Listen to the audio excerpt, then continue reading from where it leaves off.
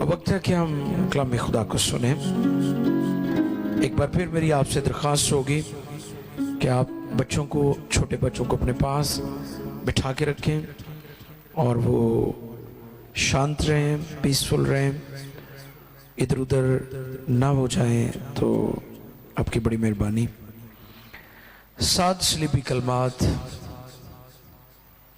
आज हम गौर कर रहे हैं। यीशु मसीह जिस मिशन को लेकर दुनिया में आए, बाप ने बेटे को दुनिया में भेजा। आसमान पर एक मीटिंग हुई और यशायाह नबी उस मीटिंग के बारे में फरमाते हैं कि हमारी तरफ से कौन जाएगा। तो बेटे ने कहा, मैं हाजिर हूं। हालेलुया। खुदा का बेटा यीशु दुनिया में आया।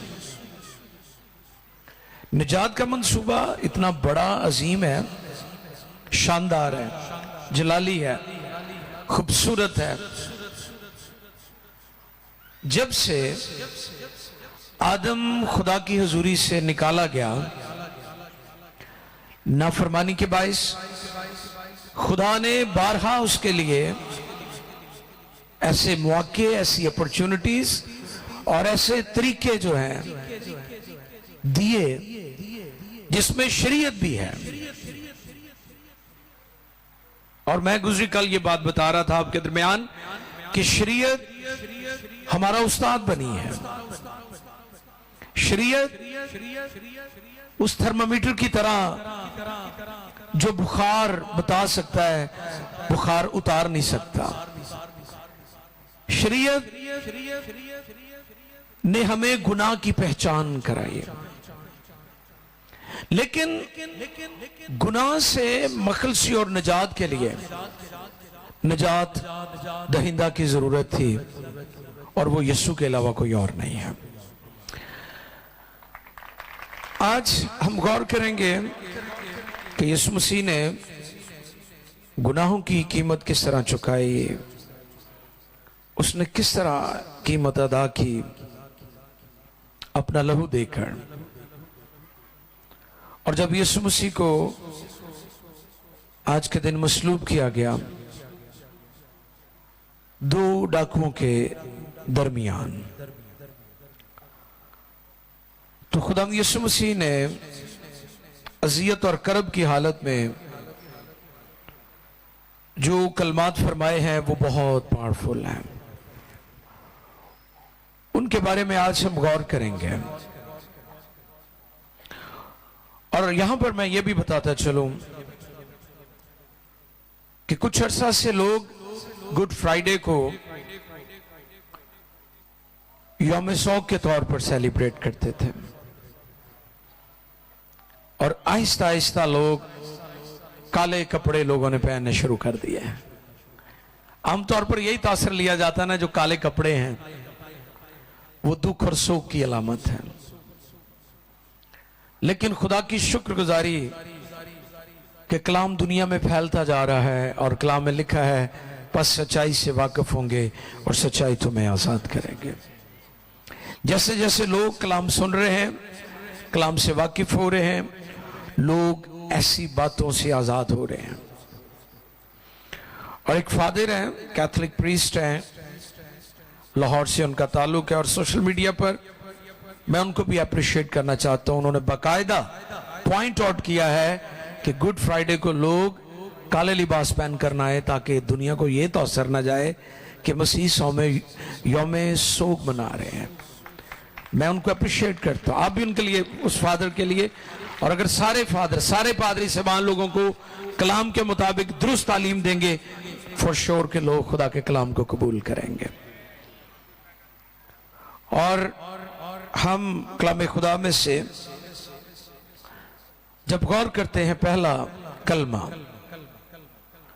7 सलीबी कलमात में से पहला कलमा जो है वो लूका तबीब की मार्फत लिखी गई इंजील, और उसका 23वां बाब और उसकी 34वीं आयत मुकद्दसा को हम पढ़ेंगे।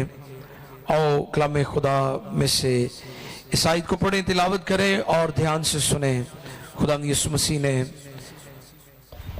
पहला कलमा क्या फरमाया? खुदा के कलाम मुकद्दस में रकम है, जी, यीशु ने कहा, यीशु ने कहा, ऐ बाप, ऐ इनको बाप, माफ कर, इनको माफ कर, क्योंकि ये नहीं जानते, ये जानते नहीं कि क्या करते कि हैं। क्या करते हैं। अजीजों, खुदा यीशु मसीह ने उन 7 सलीबी कलमात में जो पहला कलमा फरमाया वो ये था कि ऐ बाप, इनको मुआफ कर। ये मुआफी का कलमा है। पहाड़ी वास पर खुदा यीशु मसीह ने जो तालीमात दी वो यीशु मसीह का पुलपट था। क्या था? पुलपट।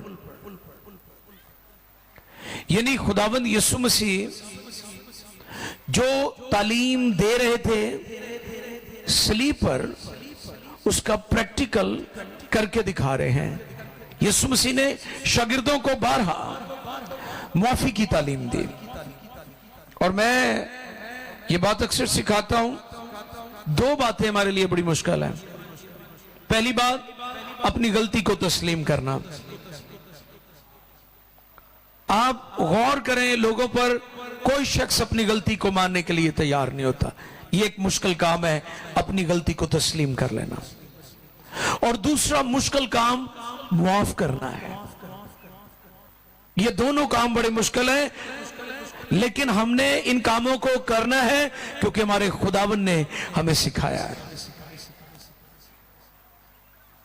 आप सब कुछ कर लेते हैं, मुआफ करना मुश्किल है।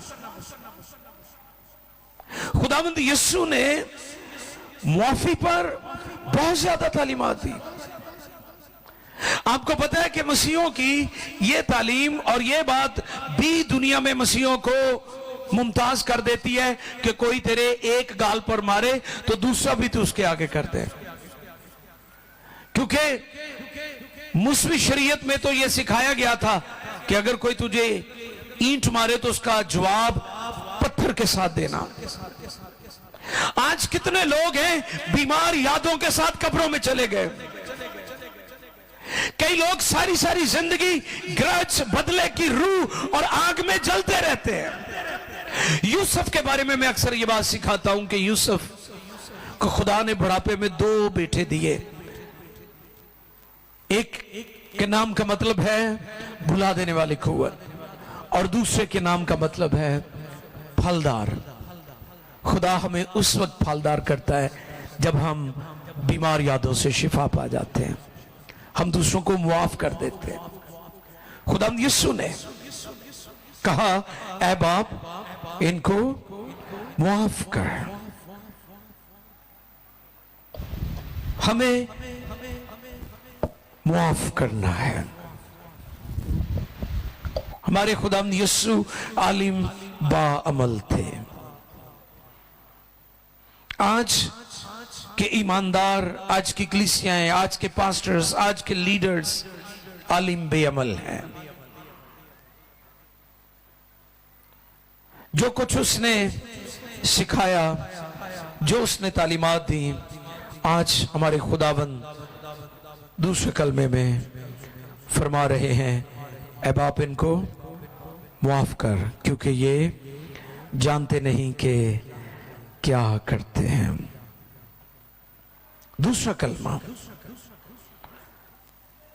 लूका तबीब की मार्फत लिखी गई इंजील 23वां बाब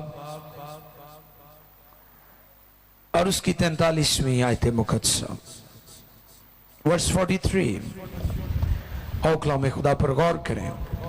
दूसरा कलमा लूका तबीब की मार्फत लिखा गया इंजीली बयान और उसका 23वां बाब और उसकी 43 वर्स।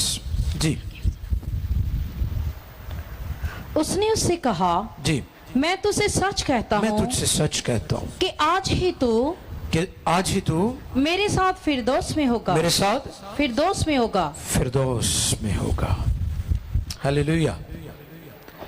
यीशु मसीह जब मसलूब हुए तो 2 डाकू थे, एक उनके दाहिनी तरफ और दूसरा बाईं तरफ।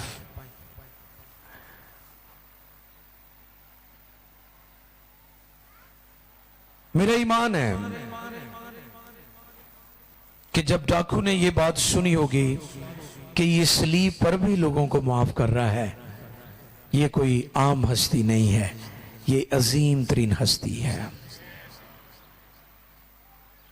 क्योंकि डाकू ने अपनों से मोहब्बत करते दुनिया को देखा था, लेकिन दुश्मनों और सताने वालों से मोहब्बत करना ये उसने कभी नहीं देखा होगा। और ये चीज आज भी दुनिया जानती है मसीहों के बारे में कि हम मसीही, अगर लोग हमें सताते भी हैं तो हम उनके लिए दुआ करते हैं। हालेलुया। आप देखें कि जब भी परसिक्यूशन हुआ, जब भी हम इज़ार सानी में से गुजरते हैं, हम अपना एहतजाज खुदा के कदमों में रिकॉर्ड करवाते हैं, हम अपना मुकदमा खुदावंद के ज़ोर लेकर आते हैं, और हम अपने सताने वालों के लिए हमेशा दुआ करते हैं। हमने कभी बद्दुआ नहीं दी, क्योंकि हमारे खुदावंद ने कभी किसी को बद्दुआ नहीं दी। आप गौर करें कितनी मुश्किलात आई, झड़ावाला में जो सानिया हुआ, कितनी असियत और कर्म में मसीह गुजरे, लेकिन मसीहों ने किसी को बद्दुआ नहीं दी। हमने लोगों के लिए दुआ की है, जिन्होंने सताया हमने उनके लिए दुआ की, और आज भी हम दुआ कर रहे हैं। और जब हम दुआ करते तो फिर खुदा लोगों की आंखें खोल देता है। अजीजों, डाकू ने जब ये बात, ये तालीम सुनी कि वो उनको माफ कर रहा है जो उसे सता रहे हैं, तो वो अंदर से टूट चुका था। इस बात ने उसे हिला दिया। एक डाकू तो यीशु को तंज कर रहा था ना, और वो कह रहा था कि अगर तू खुदा का, हाँ जी, अगर तू खुदा का तो खुद भी बच। ये जो लफ्ज है ना अगर, ये इब्लीस की तरफ से है। यीशु को उसने क्या कहा था? अगर तू खुदा का बेटा है फरमा ये पत्थर, ये कौन कहता है अगर?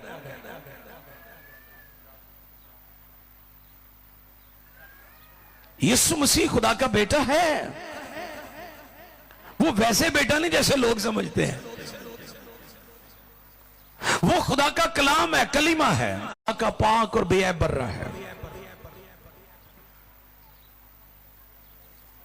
उसने कहा तू आज ही मेरे साथ, क्योंकि वो डाकू जिसने इकरार किया था, जो इकरार करता है उसके लिए फिरदौस के दरवाजे खुल जाते हैं। जो अपने गुनाहों को छिपाता है कामयाब ना होगा, जो उसका इकरार करके उसको तर्क करता है उस पर रहमत होगी। और फिर खूबसूरत बात, यीशु मसीह फिरदौस का मालिक है। हालेलुया। दुनिया कौमें फिरदौस की बात करती हैं, लेकिन फिरदौस में जाने के लिए उन्हें यीशु के पास आना पड़ेगा, क्योंकि जन्नतुल फिरदौस की चाबियां यीशु के पास है। चाबी का जो काम होता है वो खोलना और बंद करना होता है। मैंने पिछले दिनों भी बताया था कि चाबी एक छोटा सा लोहे का टुकड़ा होता है और बड़े बड़े दरवाजों को खोल देने का काम करती है। तो जन्नत के दरवाजे, फिरदौस के दरवाजे जो है वो यीशु मसीह खोलता है, क्योंकि जन्नत की चाबियां उसके पास है। ये बात उसने यूहन्ना को बताई। जब यूहन्ना एजीन के समंदर में, उस जजीरे में जो पैतमोस कहलाता है, वहां पर कैद काट रहा था, वहां पर यीशु मसीह उस पर जाहिर हुए। और जब उसने यीशु मसीह का जलाली और ताबनाक जलवा देखा, दीदार नसीब हुआ 60 साल के बाद, तो उसने कहा यूहन्ना खौफ ना कर, देख मैं मर गया था, अब जिंदा हूं, और अब्दुल्लाबाद, क्योंकि मौत और आलमेरवा की कुंजियां मेरे पास हैं। हालेलुया। फिरदौस की कुंजियां यीशु के पास हैं। अगर कोई फिरदौस में जाना चाहता है, वो चोर है, वो डाकू है, वो गुनहगार है। कई लोग कहते हैं मैं बहुत बड़ा गुनहगार हूं, मुझे माफी नहीं मिलेगी।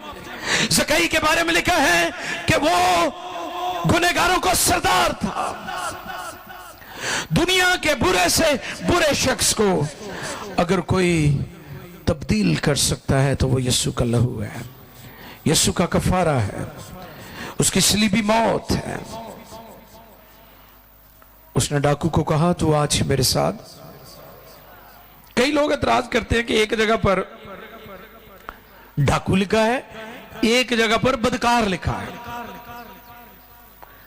मैं एक बंदे को सुन रहा था, एक मजहबी स्कॉलर को, तो उसने कहा कि एक इंजील के अंदर लिखा है जी डाकू, और एक जगह पर लिखा है बदकार।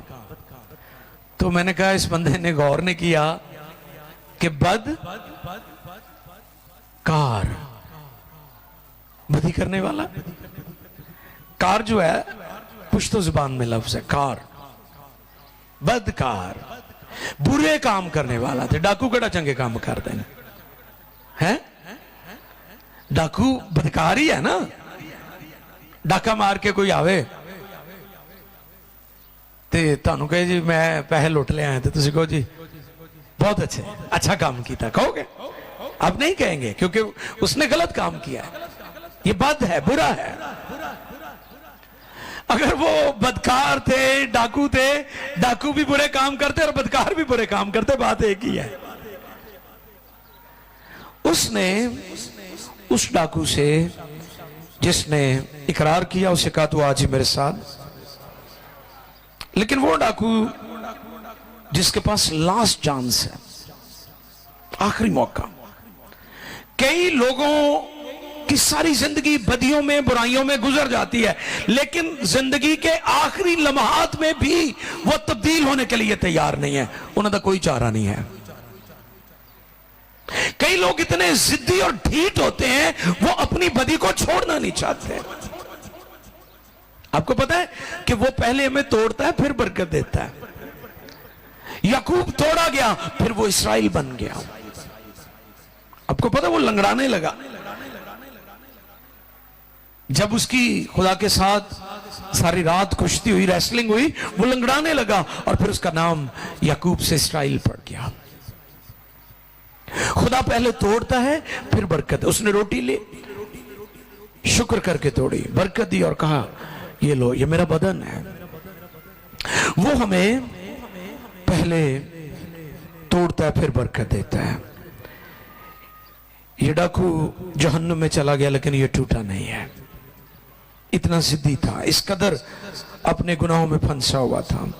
लेकिन वो डाकू जिसने इकरार किया, उसको खुदावंद यीशु ने कहा तू आज ही मेरे साथ फिरदौस में होगा। तीसरा कलमा, मोहब्बत का कलमा। आओ देखें पाक कलाम में से यूहन्ना रसूल की मार्फत लिखी गई इंजील और उसके 19वें बाब की 26वीं आयते मुकद्दसा को हम पढ़ेंगे जी। 19-26 शर्जील भाई, यीशु ने अपनी माँ, कीबोर्ड पर आप जी आए, दोबारा देखें, सॉरी पढ़ें जी। यीशु ने अपनी माँ और उस शागिर्द को जिसे मोहब्बत रखता था, मोहब्बत रखता था, पास खड़े देखकर माँ से कहा कि ऐ औरत, देख तेरा बेटा ये है। फिर शागिर्द से कहा तेरी माँ ये है। और उसी वक्त से वो शागिर्द उसे अपने घर ले गया। शागिर्द का नाम क्या था? यूहन्ना। क्या नाम था जी? ये वही शागिर्द है जिसने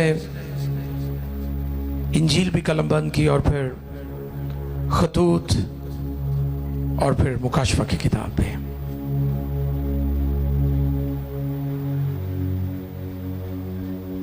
हम मुकद्दसा मरियम के घर गए हैं जो तुर्की के शहर इफ्सस में है, और वहां पर जो इंटरेस्टिंग चीज हमने देखी, उस सारे एरिया में पानी कड़वा है, लेकिन मुकद्दसा मरियम का जहां घर है वहां पानी मीठा है।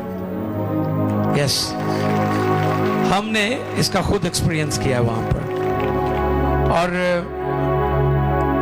यूहन्ना रवायात के मुताबिक मुकद्दसा मरियम को तुर्की के शहर इफिसस में ले आया था।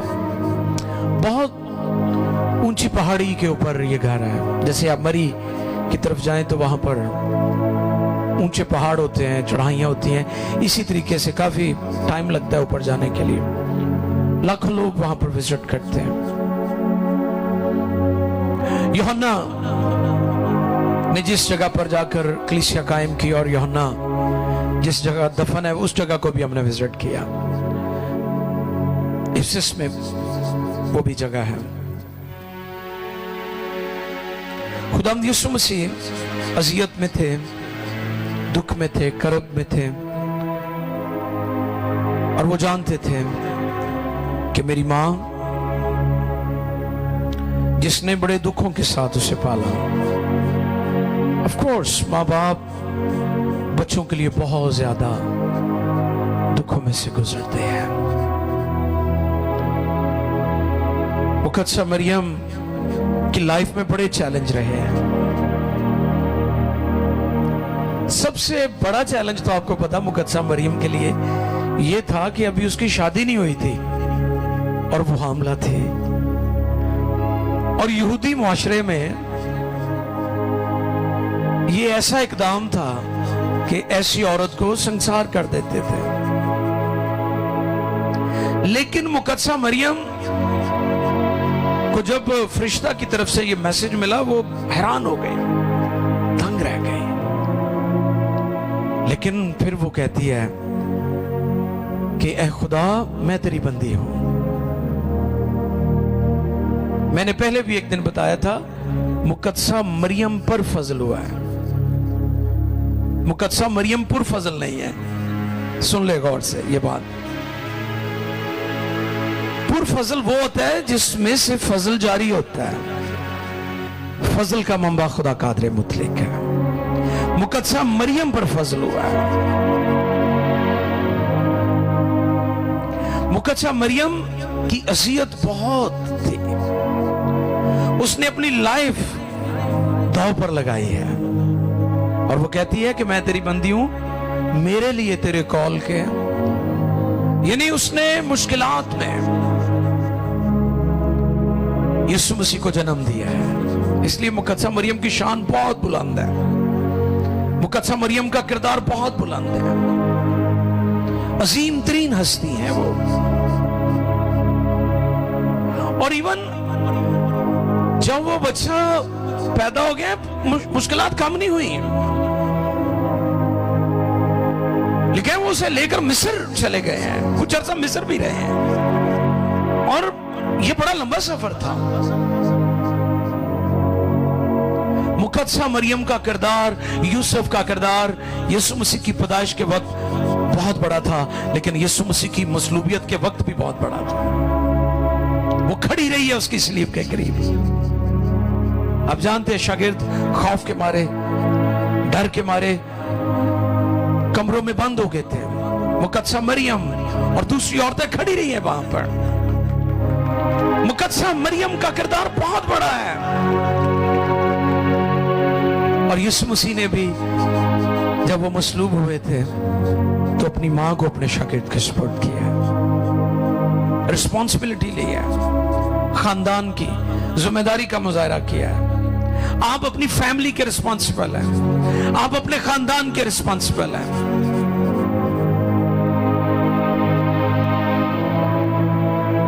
एहसास जिम्मेदारी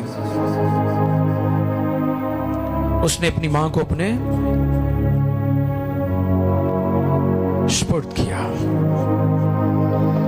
उसने अपनी मां और उस शागिर्द को जी जिससे मोहब्बत रखता था पास खड़े देखकर मां से कहा जी कि ऐ औरत देख तेरा बेटा ये है। देख तेरा बेटा ये है। फिर शागिर्द से कहा देख तेरी माँ ये है। तेरी माँ ये है। और उसी वक्त से वो शागिर्द उसे अपने घर ले गया। चौथा कलमा मत्ती रसूल की मार्फत लिखा गया अंजीली बयान। 27वां बाब और उसकी 46वीं आयत। एक और हवाला भी आप देख निकाल लीजिएगा, मरकस 15:34 भी।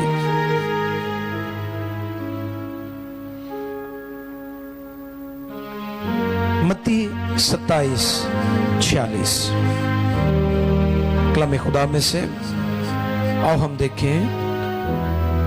मत्ती रसूल की मार्फत लिखा गया अंजीली बयान 27वां बाब 46वीं आयत, 46 वर्स, चौथा कलमा।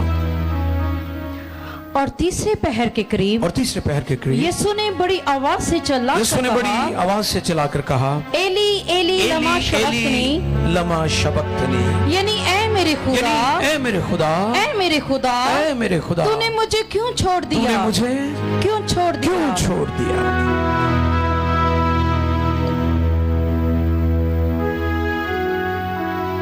कलाम खुदा में लिखा है, खुदा की आंख ऐसी पाक है कि वो बदी को देख नहीं सकता।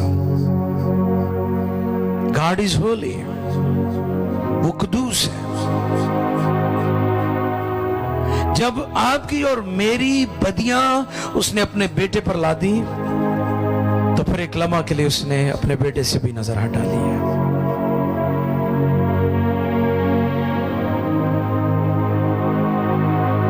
अब कुछ मोतरस जो है वो ये एतराज करते हैं कि जी यहां पर तो एली एली लिखा है और मरकस 15:34 में अलूही अलूही लिखा है। देखिए जरा वो भी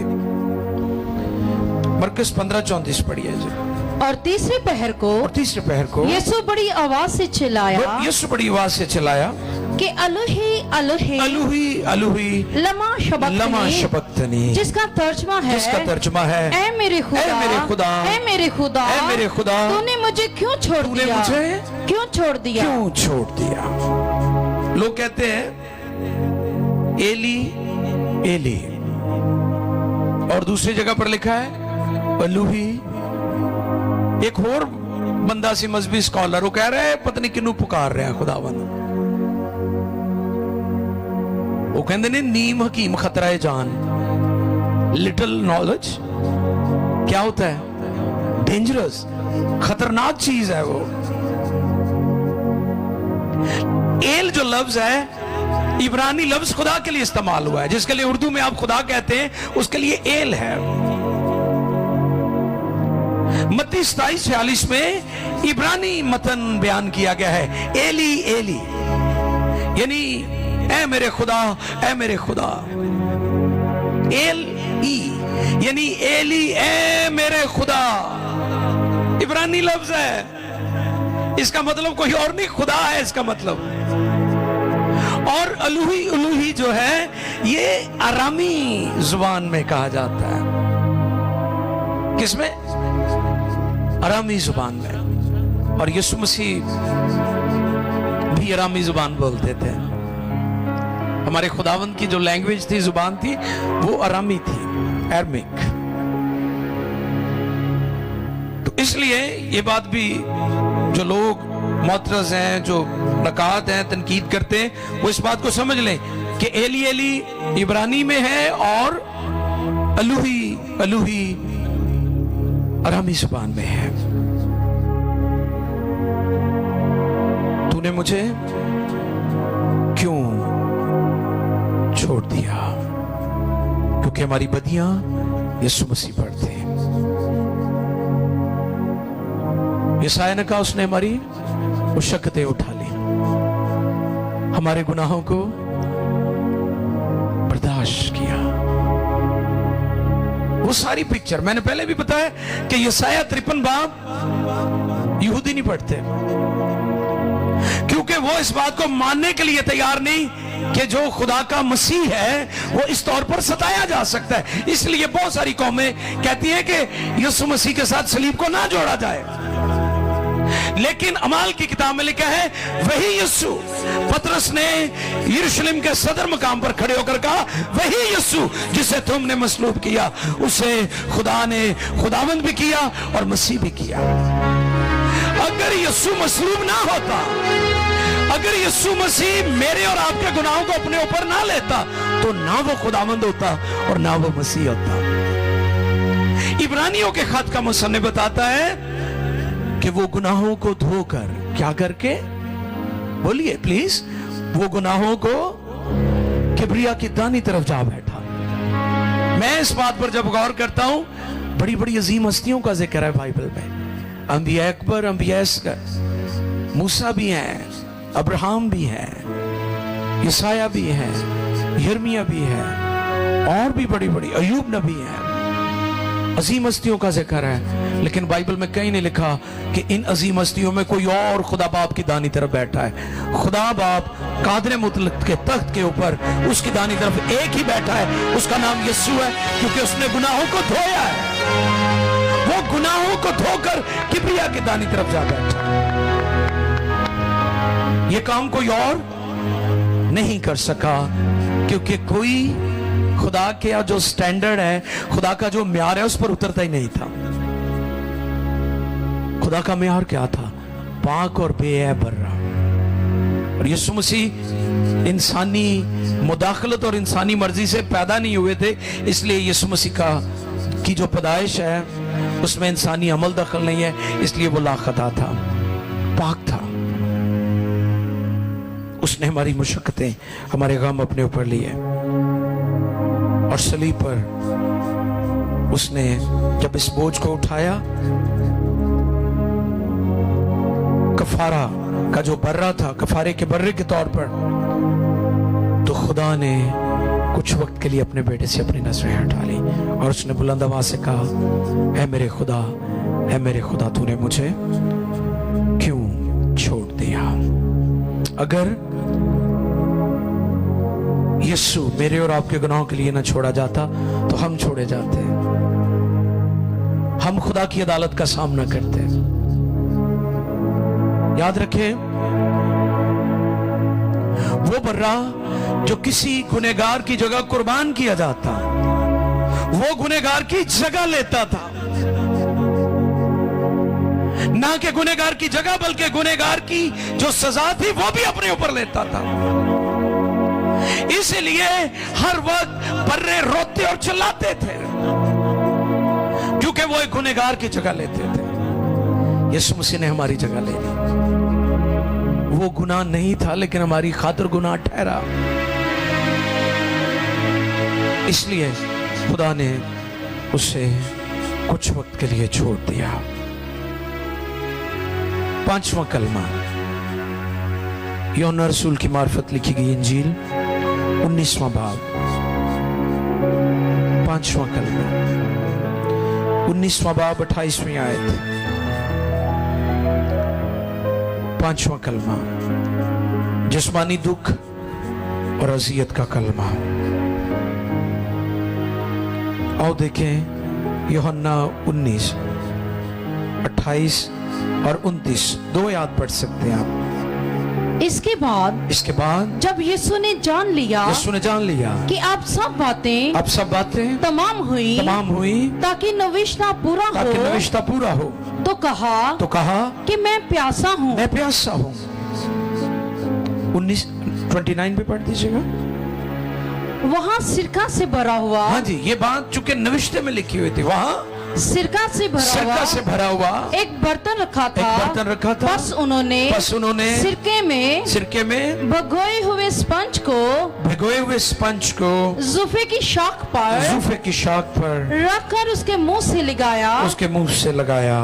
बस जब यीशु ने वो सिरका पिया तो कहा कि तमाम हुआ, और सर झुकाकर जानते थी। Thank you. मैं प्यासा हूं। जिस्मानी अजियत,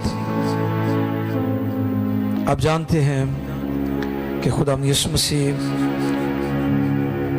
जुमेरात को उनको पकड़वाया गया, उसके अपने ही साथी ने, क्या नाम था उसका? यहूदा। पुराने अहदनामे में भी यहूदा ही है। किसने सौदा किया था अपने भाई का? वो भी यहूदा ही था। उसने कितने सिक्कों में किया था? हाँ जी, हाँ, गुड। इधर भी यहूदा है। कई लोग समझते हैं उसने यीशु का सौदा किया है। वो यीशु का नहीं सौदा कर रहा था, दर हकीकत वो अपना सौदा कर रहा था। आज कितने लोग हैं जो अपने ईमान का सौदा कर रहे हैं। पिछले दिनों सोशल मीडिया पर कुछ मनगढ़ंत वीडियोस ऐसी आई जिसमें किसी मसीह को दिखाया जा रहा है जी उसका कर्जा उतार रहे हैं, लिहाजा वो मसीहत से मुतनफर हो रहा है। यानी ये बुनियाद है लोगों की। यहूदा पैसे की खातिर यीशु का नहीं बल्कि अपना सौदा कर रहा था। यीशु मसीह तो अनमोल है, उसे कौन खरीद सकता है। आमीन। उसने दर हकीकत अपना सौदा किया था। ईसाऊ ने भी ऐसे ही किया था। ईसाऊ के बारे में लिखा है कि उसने एक वक्त के खाने के एवज अपने पहलोठियों ने कहा कि अपनी बरकत को बेच डाला। आज बेशुमार लोग अपने ईमान को बेच रहे हैं महज जिस्मानी जरूरतों के लिए। यीशु मसीह अज़ियत में थे, सारी रात अदालतों में। और मैंने पहले भी बताया था कि यहूदी दस्तूर के मुताबिक अदालत रात को नहीं हो सकती, और यीशु का मुकदमा रात के वक्त उन्होंने किया, जो टोटली तौर पर शरीयत के मुताबिक ठीक नहीं था। और आज भी जब कभी किसी मौके पर उस मुकदमे को याददाश्त के तौर पर पढ़ा जाता है तो यहूदी बहुत ज्यादा इस बात के लिए अज़ियत में से गुजरते हैं। उसने कहा मैं प्यासा हूं, क्योंकि वो रात भर भूखा और प्यासा था। उसे अदालतों में घसीटा गया, उसको उसकी तजलील हुई, उसका मजाक उड़ाया गया, और लगे एक पलटन सिपाहियों की उसके मुंह पर थूक रही थे। कितने? एक पलटन। इसमें कई 100 सिपाही हैं, लगभग 1200। आप उस शर्मिंदगी पर गौर करें जो यीशु ने मेरे लिए और आपके लिए बर्दाश्त की, कि 1200 बंदा उसके मुंह पर थूक रहा है। कितना थूक होगा, कितनी तजलील हुई है उसकी मेरे लिए और आपके लिए। लेकिन ये सब कुछ उसने बर्दाश्त किया। और फिर उसने कहा मैं प्यासा हूं। एक तो जिस्मानी अज़ियत है, भूख और प्यास है, दूसरी नविश्ता भी पूरा हो रहा है। जो कुछ नबियों ने यीशु मसीह की बाबत कहा था, क्योंकि यीशु मसीह की मौत हादसा नहीं थी। सलीब का प्लान जमीन पर रूमी हुकूमत, यहूदियों ने या इब्लीस ने नहीं किया था। सलीब का प्लान आसमान पर हुआ था, खुदा ने किया था। सलीब का नक्शा आसमान पर बना है, और इसलिए जो कुछ नबियों ने यीशु की बाबत कहा था वो पूरा हो रहा था।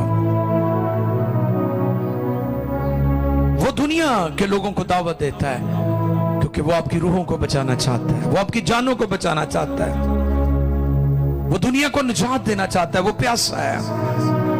और फिर ये काम उसने अपने शागिर्दों और आज चर्च के सुपुर्द किया है। चर्च को यह जिम्मेदारी दी है उसने कि चर्च कलीसिया दुनिया में जाकर इंजील का प्रचार करें, हुक्म आज़म की तकमील के लिए काम करें। छठा कलमा यूहन्ना रसूल की मार्फत लिखी गई इंजील 19वें बाब की 30वीं आयत मुकद्दसा को हम पढ़ेंगे।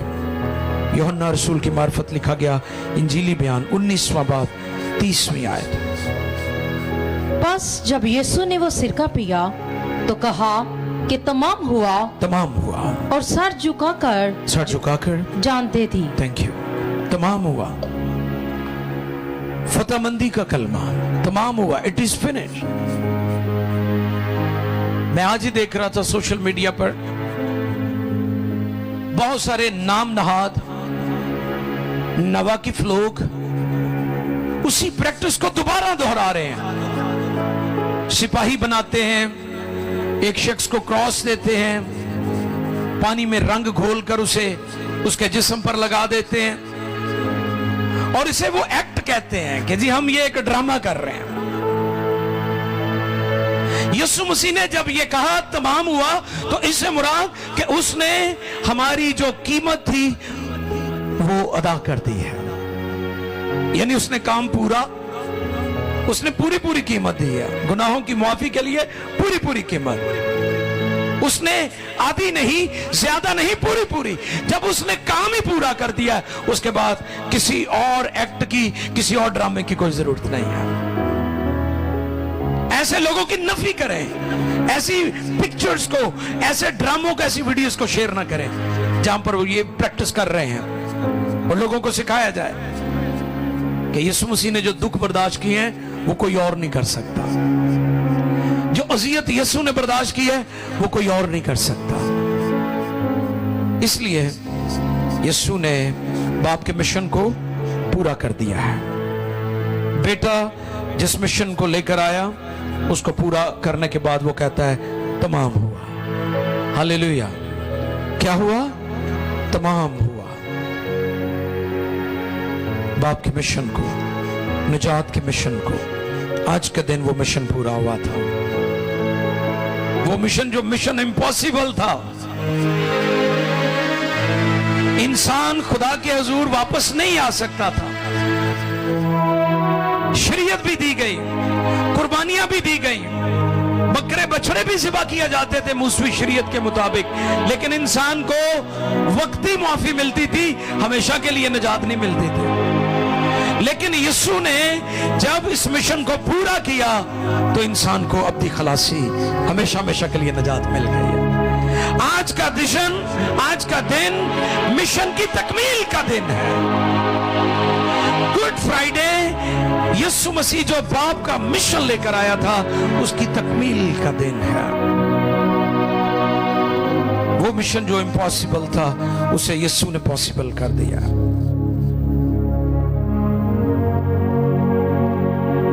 और फिर उसने ये मिशन हमें भी दिया। उसने कहा जाओ सब कौमों को और उनको बाप और बेटा और रूह कुद्स के नाम में, हालेलुया। हम कौमों के उस्ताद हैं। हमें कहा गया कौमों को शागिर्द बनाओ। दुनिया और कौमों को हमने इंजील का पैगाम सुनाना है। यह हुक्म हमें मिला है। यह इंतखाब नहीं है, यह चॉइस नहीं है, यह आपकी मर्जी नहीं है कि आप कहें जी ठीक है यह काम सिर्फ पास्टर्स का है। यह हर मसीही ईमानदार का काम है जो यीशु के लहू से धुला हुआ है कि उसने इस मिशन को दुनिया में लेकर जाना है, जिस मिशन को आज के दिन यीशु ने पूरा किया है। उसने क्या कहा? तमाम हुआ। फतेहमंदी का नारा लगाया। मिशन इज कंप्लीटेड, मुकम्मल हो गया है।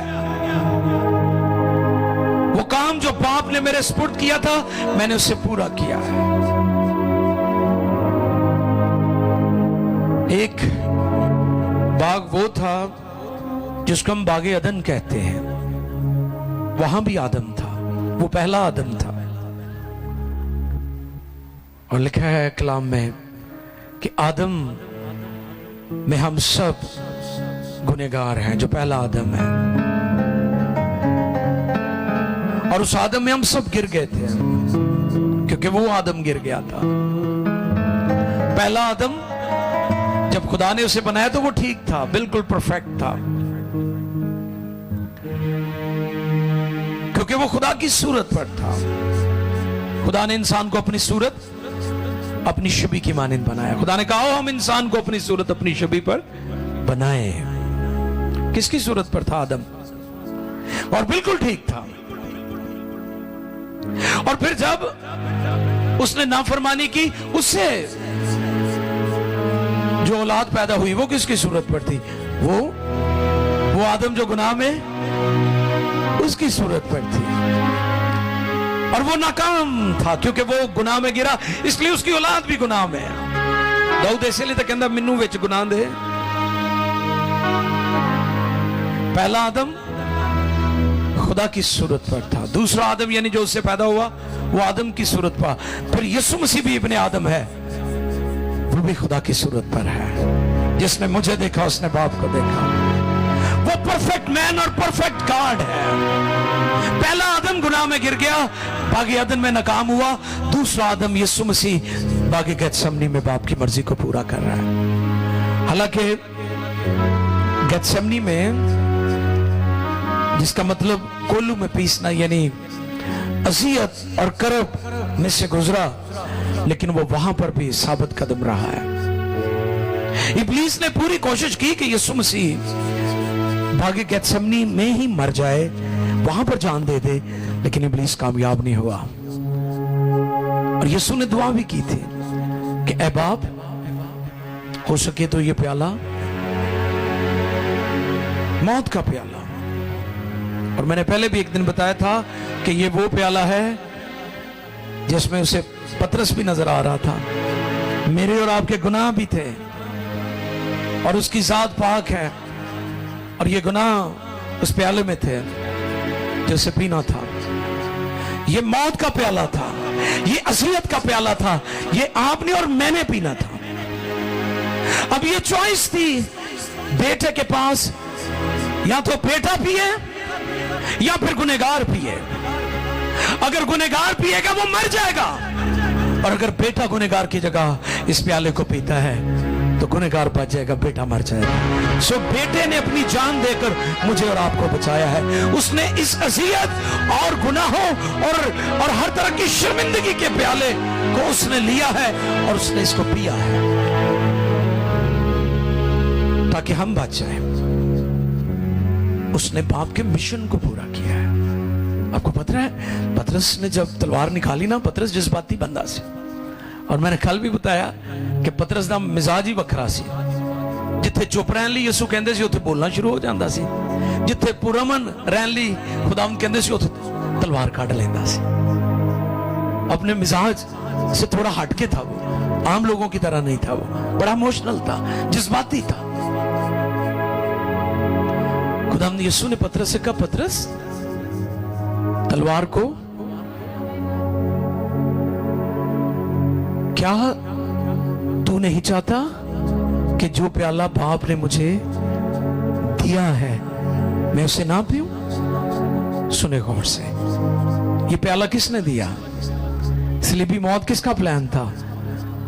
बाप यहूदियों का नहीं था, रोमियों का नहीं था, इब्लीस का भी नहीं था। इब्लीस नूं ते समझ ही नहीं सलीब दी, इसलिए तो इब्लीस जिस दिन यीशु मसलूब हुआ तो हो सकदा बड़ी पार्टी करता होए, नाल यहूदी भी पार्टी कर रहे होंगे कि हमने यीशु को खामोश करवा दिया, यीशु को हमने मार दिया। लेकिन जिस दिन यीशु मसीह जिंदा हुए तो फिर यहूदी तो हैरान ही हो गए, भी ऐ की हो गया है। इब्लीस भी हैरान हो गया कि ऐ की कीता है, मैं अपने हथी की कर लिया। इब्लीस सलीब को नहीं समझता, उस वक्त के हुक्मरानों को भी समझ नहीं थी। यह प्याला बाप ने दिया था बेटे को, और यीशु मसीह बाप की मर्जी के मुताबिक रोए जमीन पर आए थे ताकि अपनी जान गुनहगारों के लिए दे। और इसलिए उसने कहा तमाम हुआ, हालेलुया, तमाम हुआ। उसने बाप के मिशन को पूरा किया, और पूरा करने के बाद लूका 23:46 में जब हम पढ़ते हैं 7वां कलमा, तो वहां पर कलाम खुदा में लिखा है, आए देखिए लूका 23:46, स्पुर्दगी का कलमा या दोबारा मिलाप का कलमा भी इसे कहा जाता है। आओ देखें इस कलमे पर गौर करें। खुदा की बंदी तिलावत करेंगी लूका 23:46। फिर यीशु ने बड़ी आवाज से पुकार कर कहा, वाह, बड़ी आवाज से पुकार कर कहा, ऐ बाप, मैं अपनी रूह तेरे हाथों में सौंपता हूँ। मैं अपनी रूह तेरे हाथों में सौंपता हूँ। और ये कहकर दम दे दिया। यीशु ने अपनी तालीमात में कहा था कि कोई मेरी जान मुझसे छीन नहीं सकता। मुझे अपनी जान देने और फिर उसे ले लेने का इख्तियार है, अथॉरिटी है। मैं फिर कहता हूं, कोई शख्स यीशु की जान नहीं ले सकता था। जब पतरस ने तलवार निकाली, जब उसे पकड़ने के लिए आए, तो उसने कहा, पतरस मैं चाहूं तो 12 तुमन फरिश्ते आ सकते हैं। कितने? 12 तुमन। 12 तुमन पता कितनी तादाद है फरिश्तों की? एक तुमन में 6000 होते हैं। 12 6 72, कितने फरिश्ते? फरिश्ता एक ही आवे ना ते इंटरनेट वजा दिंदा है। ते यीशु ने आख्या 72,000 फरिश्ते मेरे कहंदे आ सकते हैं। जे फरिश्ते ओदी पैदाइश दे वक्त ओदी खिदमत कर रहे सी, फरिश्ते कलवरी दे टाइम और बागे गैथसेमनी च ओदी खिदमत कर रहे सन, जे फरिश्ते जदों ने 40 दिन रात का रोजा रखा, लिखा फरिश्ता उसकी खिदमत करने लगा। अगर फरिश्ते वहां खिदमत कर रहे थे तो यीशु को बचाने के लिए फरिश्ते आ सकते थे। बाप ने ये होने दिया क्योंकि ये बाप का प्लान था। और लिखा है कि खुदा बाप को पसंद आए कि उसे कुछ ले, क्योंकि वो कुछ ला गया मेरे लिए और आपके लिए। 72,000 फरिश्ते आ सकते थे यीशु को बचाने के लिए। वो कई तो कहते ना मुअत्तरज़ के जी ओदा को हम शक्ल मसलूब हो गया, या ओदी जगह किसी सिपाही नू मसलूब कर दिता गया। तो खुदा नू केड़ी लोड़ सी? खुदा तो वैसे ही लोगों को माफ कर सकता सी। किसी बंदे की जान लाजमी लेनी सी, खुदा ने अपने पुत्र को बचा ली। उसने भेजा ही यीशु को कुर्बान होने के लिए था, उसने भेजा ही यीशु को कफारा देने के लिए था। तो आज दुनिया को जान लेने की जरूरत है। यीशु मसीह ने गुनाहों की आखिरी और अफजल कुर्बानी देकर, और वो कहता है बड़ी बुलंद आवाज से, जोर के साथ। आप देखें यीशु मसीह की अज़ियत और उसके दुख कैसे थे, लेकिन फिर भी वो जब बाप से बात करता है, अथॉरिटी के साथ करता है, इख्तियार के साथ करता है और बुलंद आवाज से करता है। इसलिए मेरे अज़ीज़ों, ये 7 सलीबी कलमात आज जब भी बयान किए जाते हैं हमारा ईमान ताज़ा हो जाता है।